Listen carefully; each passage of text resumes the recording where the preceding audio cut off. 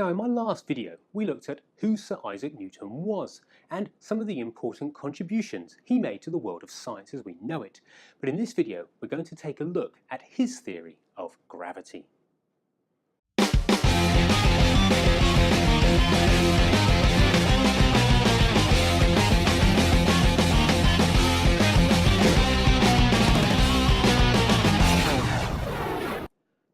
So in my video on Sir Isaac Newton, which you can watch here if you missed it, we discussed how in the early 1680s Newton was considering gravity and its effect on planets. In 1609 to 1618, Johannes Kepler proposed 3 laws of planetary motion. His 3 laws of planetary motion can best be described as follows: that the path of the planets about the Sun is always elliptical in shape, with the centre of the Sun being located at one focus. This is known as the Law of Ellipses. His second law was that an imaginary line drawn from the centre of the Sun to the centre of the planet will sweep out equal areas in equal intervals of time. This is known as the law of equal areas. And finally, the ratio of the squares of the periods of any 2 planets is equal to the ratio of the cubes of their average distance from the Sun. This is known as the Law of Harmonies.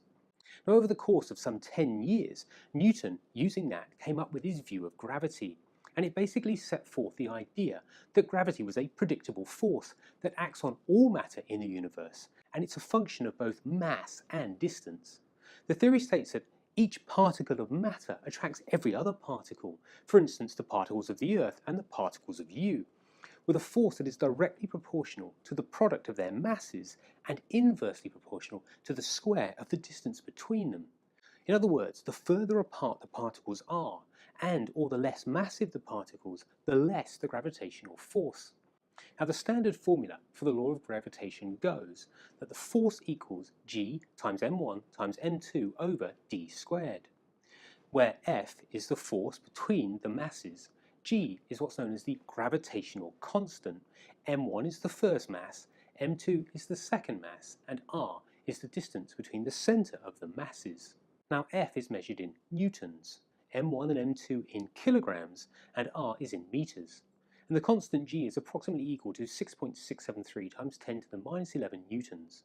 1 newton is the force needed to accelerate 1 kilogram of mass at the rate of 1 meter per second squared in the direction of the applied force.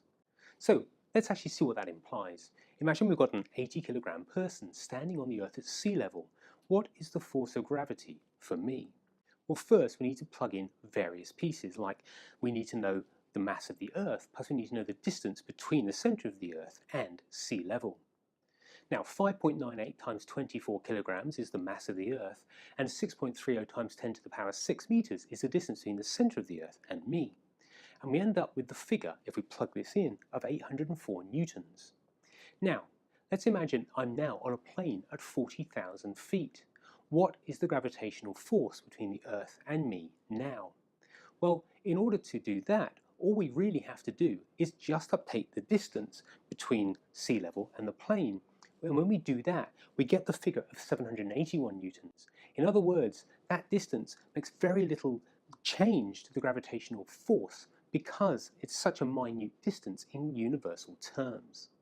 Now, what makes Newton's theory stick, however, was not the practicality of working out the ratio between a person and the Earth, but the fact that what he discovered was gravity is universal. In other words, everything with mass, no matter how small, attracts in some small way to everything else with mass. So, for example, 2 people standing near to each other will be attracting one another, albeit minutely. Now, the interesting thing about gravity is, here on Earth, the force of gravity details how much you actually weigh. So when we stand on a scale, what we're seeing is how much gravity is affecting your mass, which here is 1 for 1. On the Moon, however, though, gravity is weaker, so your mass stays the same, but your weight will change. Newton's theory of gravity stood alone as the way to calculate planetary motion for pretty much 2 or 3 centuries, and in fact, it can still be pretty much used for everything we see in the heavens. But there were 2 problems with it. First, Newton had an issue with the theory himself, because he couldn't work out how 2 objects so far away from each other could exert a pull when there didn't appear to be any kind of medium between them to carry that force. And also, when dealing with extremely dense objects, Newton's theory starts to break down. And it took a man named Albert Einstein to establish a theory that took gravity to where we know it today. and we're going to discuss that in a future video. Now, don't forget to subscribe below, and please feel free to send me a comment, question, topic suggestion, or anything you like to 5ws and 1h@gmail.com. And I'll say bye-bye for now.